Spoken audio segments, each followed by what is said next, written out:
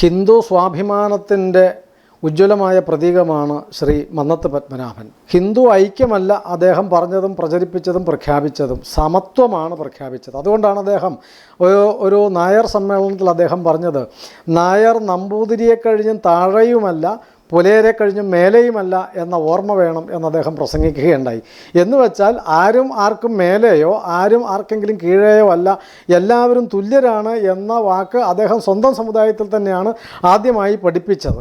ഒരു വൈക്കം സത്യാഗ്രഹം നടക്കുന്ന വേളയിൽ ഗാന്ധിജി ആയിരുന്നു പറഞ്ഞത്, ഒരു സവർണ പ്രതിനിധി സംഘം രാജാവിനെ കാണണം, കൊട്ടാരത്തിൽ പോകണമെന്ന് പറഞ്ഞു. അതിൻ്റെ അടിസ്ഥാനത്തിലാണ് മന്നത്തിൻ്റെ നേതൃത്വത്തിൽ സവർണജാഥ നടത്തിയത്. വൈക്കത്ത് നിന്നും തിരുവനന്തപുരത്തേക്കും നാഗർകോവിലിൽ നിന്നും തിരുവനന്തപുരത്തേക്കും നടത്തിയ ആ സവർണജാഥ, അതിൽ വൈക്കത്ത് നിന്ന് പോയ സവർണജാഥയുടെ നായകൻ കൊടും മഴയത്ത് ചെരുപ്പിടാതെ ചെളിയിലും വെള്ളത്തിലും കല്ലിലും ചവിട്ടി കാലു പൊട്ടി അസുഖങ്ങൾ വന്നിട്ടും ഒരേ മന്ത്രവും ഉച്ചരിച്ചുകൊണ്ട്, ഹിന്ദു സമത്വത്തിൻ്റെ മന്ത്രവും ഉച്ചരിച്ചുകൊണ്ട് തിരുവനന്തപുരത്തേക്ക് സവർണജാഥ നയിച്ചത് പുലയരും പറയരും ഈഴവരും ഒക്കെ കൊടുത്ത, അങ്ങനെ പറയപ്പെടുന്ന ആൾക്കാർ നൽകിയ വെള്ളവും ആഹാരവും എല്ലാം കൊടുത്ത് അവർ നൽകിയ സ്വീകരണങ്ങളും ഏറ്റുവാങ്ങിക്കൊണ്ടായിരുന്നു ദിവസങ്ങളോളം നടന്ന് തളർന്ന് തിരുവനന്തപുരത്തെത്തി ഈ കാര്യം, ഈ സമത്വത്തിന് വേണ്ടിയുള്ള അവകാശം ലഭിക്കുവാൻ വേണ്ടി അവിടെ പോയി ആഹ്വാനം മുഴക്കിയതും രാജാവിനെയും കൊട്ടാരത്തിലെ ദിവാനെയും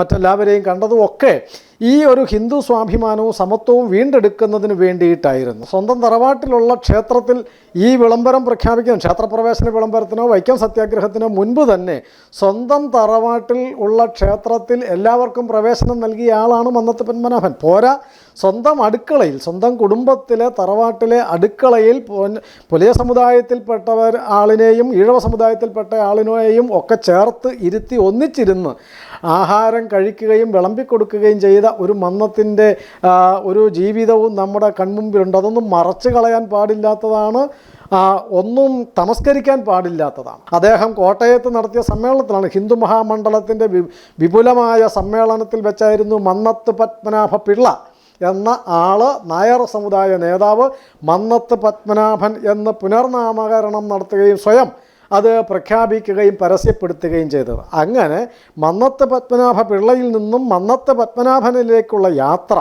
ഒരു നായർ സമുദായത്തിൻ്റെ സേവകൻ എന്നുള്ള നിലയിൽ നിന്നും ദേശീയതയിലേക്ക് ഉള്ള അദ്ദേഹത്തിൻ്റെ യാത്ര, ഹിന്ദുത്വത്തിലേക്കും അതിലൂടെ ദേശീയതയിലേക്കും, മന്നം എന്നും സൂര്യനെ പോലെ ആകാശത്ത് തെളിഞ്ഞു നിൽക്കും, ഹൈന്ദവ മുന്നേറ്റത്തിൻ്റെ അടയാളമായി, ഹിന്ദു സമത്വത്തിൻ്റെ പ്രചാരകനായി, സ്വാഭിമാനത്തിൻ്റെ ആൾരൂപമായി മന്നത്ത് പത്മനാഭൻ എന്നും ഹൈന്ദവ മനസ്സിൽ, നമ്മുടെ എല്ലാവരുടെയും ദേശീയ മനസ്സിൽ ജീവിക്കും എന്നുള്ള കാര്യത്തിൽ യാതൊരു സംശയവുമില്ല.